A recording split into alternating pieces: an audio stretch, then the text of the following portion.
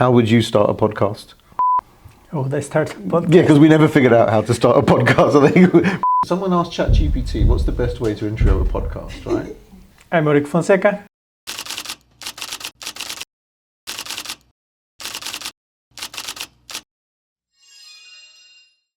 I'm Dipak.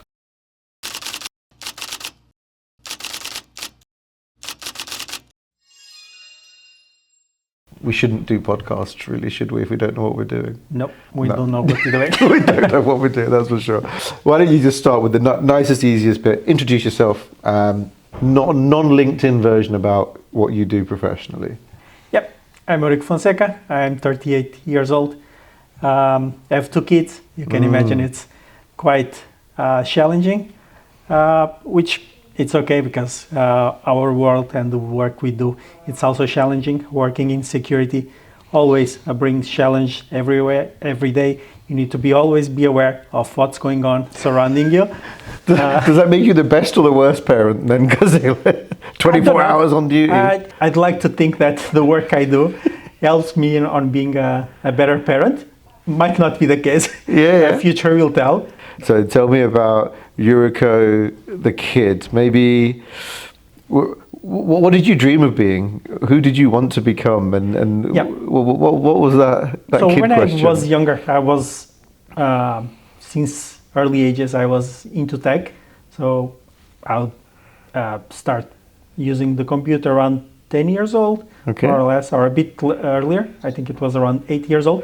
And it always fascinated me, even at the time using Windows 95, it was much less complex than what it is, but the world of computers always brought my attention. And I would like, since that age, I started playing around, all types of things, doing what I could in the computers.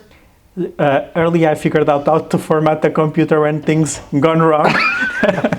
You learned how to hit the reset button. Yeah, I learned how to properly format and get rid of all the bad things that might happen with the early ages of internet as well. So sometimes I would try to download some music, and guess what? It wasn't the music.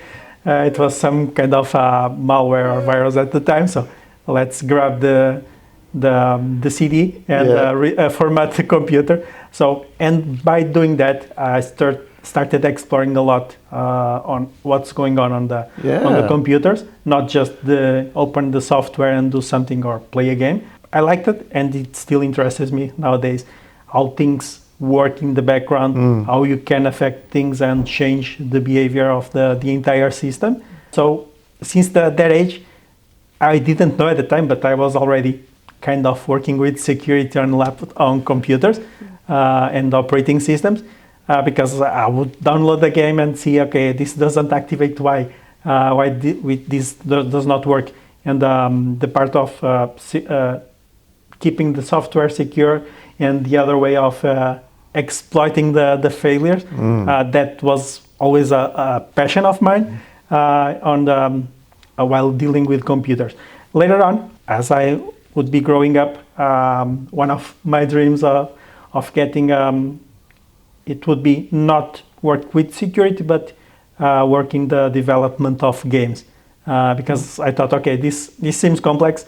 The games are evolving. They are getting more complex. The graphics are getting better. So my age allowed me for that change in of course, all the systems, all the games. So I started playing on a Sega Mega Drive with 16-bit. Your Mega Drive, Yeah. N64, PlayStation, PS2. That was the massive bubble back then, wasn't it? Yeah, that was. And the thing on those kind of platforms is the focus was not on the graphics, because there were no computational competencies of the hardware at the time, but the games would be much more complex and would make you think how to solve things. So there were an effort from the developers of doing challenging things, which I really liked. I always like to look at the problem and see, okay, this is complex, but there must be a logical way of solving it. How can we achieve that logical part and make it efficient and solve it? So I would look at the games and think, okay, I think I would love to work doing games and creating these challenging things for other people to solve them while playing the games. I'm nerding out here because I grew up with computer games as my background thing to just do to get out of the real world. And you're right. Modern games, they might look pretty, but unless they challenge you, what's the point, right? Yeah. So then did you actually, you sound like a hands-on coder and engineer. Was that the journey you took qualifications-wise? Yes, that was part of what I decided. I remember when I went to high school, most of my colleagues didn't know what university they wanted to take. Yeah. At that time, I already knew I want to go to University of Porto, doing electrical engineering, computing science, Okay. and do the major in communication, because that would be at the time the path that would take me to the development of games, because it had a major focus on multimedia. So by that time, I knew that I wanted to go that route, and I really went that route. So I decided, I finished high school, I went to university on my first option on the course I wanted. So I took that route. I ended up not being a game developer, but coding that I started learning by that age, I saw, okay, this is really a thing that I like to do. I like to develop things. It doesn't matter if it's a game or if it's a software that will solve problems for 5 people, 1 million people, it doesn't matter. I like the part of the code because code, again, it's all about logic.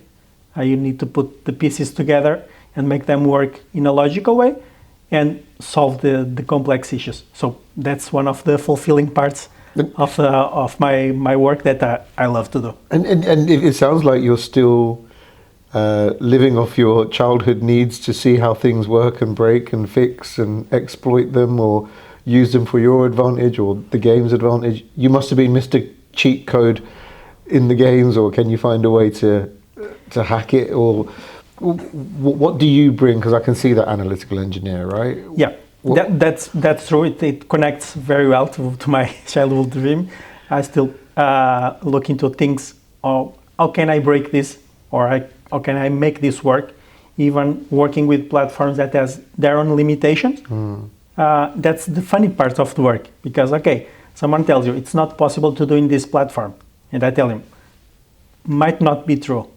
Give me a day or 2 days, and I'll go dig deep beyond the documentation, because documentation will not tell you everything, although sometimes it's the fastest way to get things to work. But in my mindset, let me dig deep into this, let me do some code, put it to work, and see if it's really an option and it will work, or if it won't work, and let me go to the next challenge. Sounds like a really, you were deep in this from the beginning. You'll speak to some people who work in cyberspace and they came from a different route. You wanted computers, you lived the dream to want to do it in coding, in whether it's gaming, as you said, coding across the board.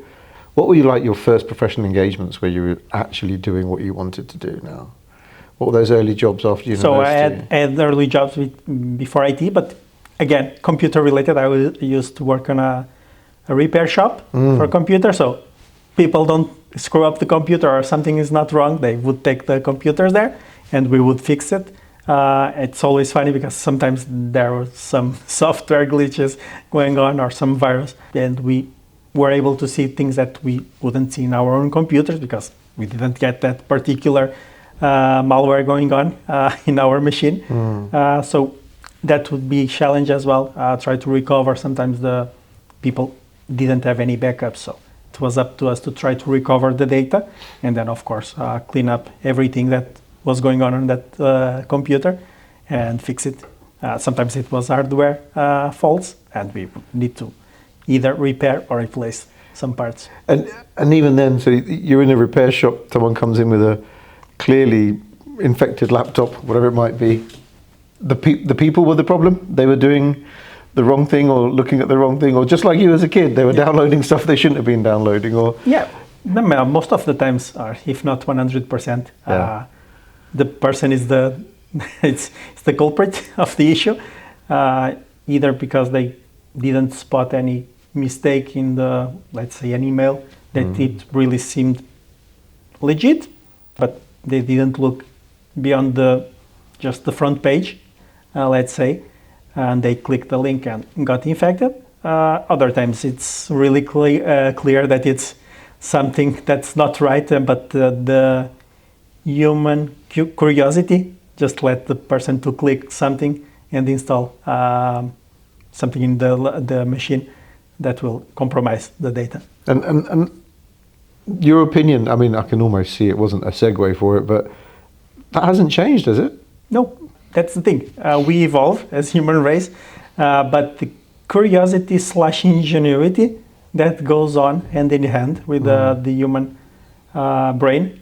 Yeah, they look at something, they see it's suspicious, but still, I'm gonna try it. Let's give it a try, and maybe it will not cause any harm. So how do you live with that? No, I mean, it sounds odd. You know, we're not sliding off on too much of a tangent, but whether you're repairing laptops in a repair shop or you're working as a cybersecurity profession at a professional level with large businesses, yeah. The problem's still the same. The human factor is the weakest link in the chain? Most of the times, yes. The human factor is the part that can break easily. But when people see too much protection, too many rail guards, they'll want to bypass it because it's slowing them down. They will try to bypass it, and they eventually find a way to bypass them. It's funny because I saw a study one of these days that there are companies that force you to change your password every 3 months. Yes. And there are others that, let's say, just every year or something like that. And they find out that changing password every 3 months is not beneficial because people will just start using derivations of the original password. So they're creating a weakness by using similar passwords. So if someone gets hold of an old one, they can run something against it. Yeah, for example, if my password ends in A, okay, you want me to always change it? The next one will end in B, and the next one will end in C. Now you see, doing conversations with real professionals who know what I'm not the one who knows what I'm doing, right? I think you're suggesting, if I hear this right, that anecdotal change your password every 3 months is just something someone's doing to tick a box. Yep. They're not understanding the impact or the reason behind it. Nope. If that's the thing, but it comes up to the company as well to educate people on that, on why it's needed or what's the reasoning behind it. If you do that well, people will understand and they will put some effort. When the next password reset comes, they will think, okay, this time I'm gonna do a different password, not just a variation of the old one, because I know that's important for not only my security, but my colleagues' security and the entire company's security. So I don't know why we're going to dwell on this, but I'm really curious, right? Because let's say we had to change our password every 3 months, which actually my previous career did. Then would you say you should put a process into that stops? So almost a reverse hack to go, well, you can't put something similar to it because it's similar and prevent them? Or do you educate? Or is there another way that we should be doing passwords that doesn't mean I have to change it every 3 months? What's your version of the secure nowadays in the world we live in, just a password, it's not enough. Right. And most of places that you go where the security is important, you'll see that you have 2 or 3 different ways to authenticate to make sure it's yourself. So forcing people to always be changing the password when you have other factors to confirm that that is the person doing that, it ends up not being beneficial. Right. At least if you are doing it in every 3 months. That standard's not good enough, is it? Just to say, just make sure you change your password every 3 months. I think those standards come from other times where passwords would be only the way to authenticate. And in my view, they are outdated because they just there was a policy there that said, okay, you need to change the password every 3 months. Then they introduced a second factor authentication, but they never revisit that policy that says that you need to update your password every 3 months. So you're touching on policies. I'm going to begin to pivot on my seat and in conversation. So if you go into a business and then like we're doing all the things our policy says, they're still going to be vulnerable, right? They can still be vulnerable, yeah, because there's people, there's other important things, vulnerabilities on software that sometimes they are disclosed already, other times they are not. And when it comes to that part of the job, a regular person just has a laptop to work for that company. And let's say that company needs certain software. And we know that a version of that software is vulnerable. It's up to the IT department to make sure those laptops are up to date and the patches are deployed to those machines, because your end user is not responsible for that, and they cannot do anything because we live in a world that is connected to the internet. So we need to be on.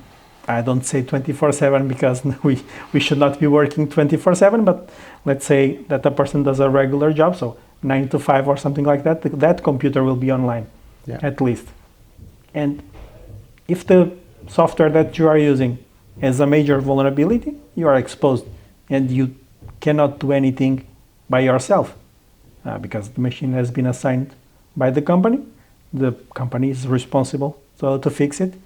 And if they don't, you are posing a threat to the entire company and to yourself as well, especially to yourself, and then in the second hand to your company. So you've got that chain of custody. You're working backwards, isn't it? The end user device, where does the actual point come? So you've got a clear vision.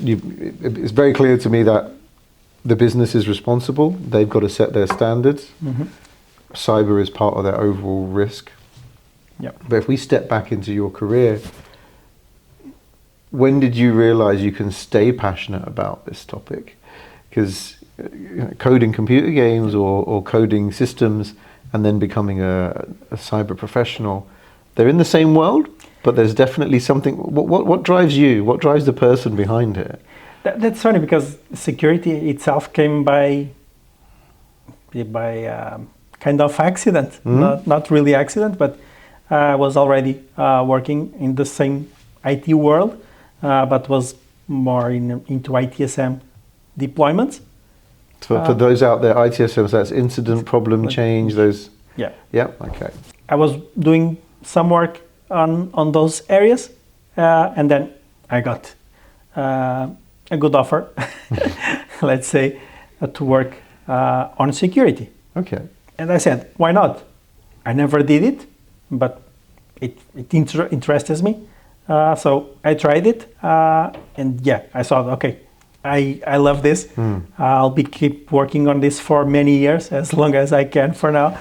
So I'm going to ask you to explode on that a bit. So if I heard the path, it's like you're doing incident problem change in the traditional way, then you ended up getting the offer for security incident problem change specialism, which is seen as a specialism, but I think there's a longer debate for another day. Actually, it's one big world where they're all interconnected, right? If we can agree on that, then that means I'm listening as well. But then you said you loved it. Dig that out for me. What made you love it? I mean, that's a very emotive word. Yeah, the thing is, again, challenging. It's security is always more challenging than the regular IT stuff. So that's what brought my attention. Okay, I'm back here and trying to, in this case, I work on the part that tries to fix the vulnerabilities that are going on and help people remain secure.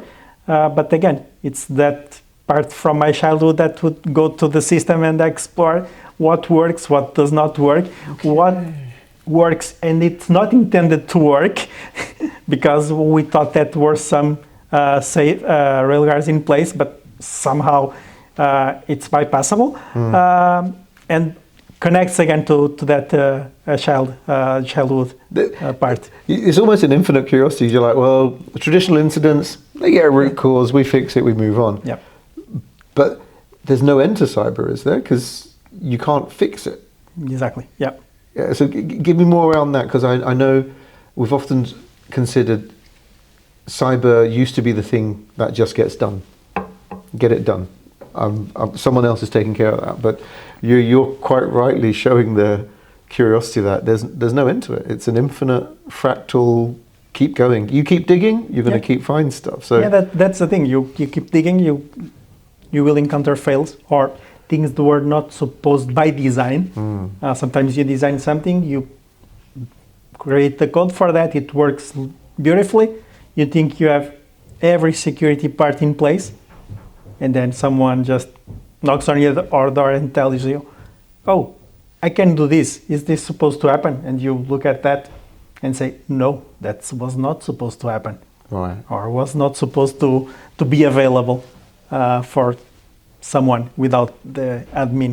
So you built Part. everything the best you can, but somewhere or another, some part of it. I'm going to end up at a building analogy. I'm becoming a bit too much of it. Like everything you do, whether it's doors, windows, pipes, wires, roofing tiles compared to bricks, they all can be exploited in a different way, and people are going to evolve how they exploit it, right? And you've Yep. got to stay ahead.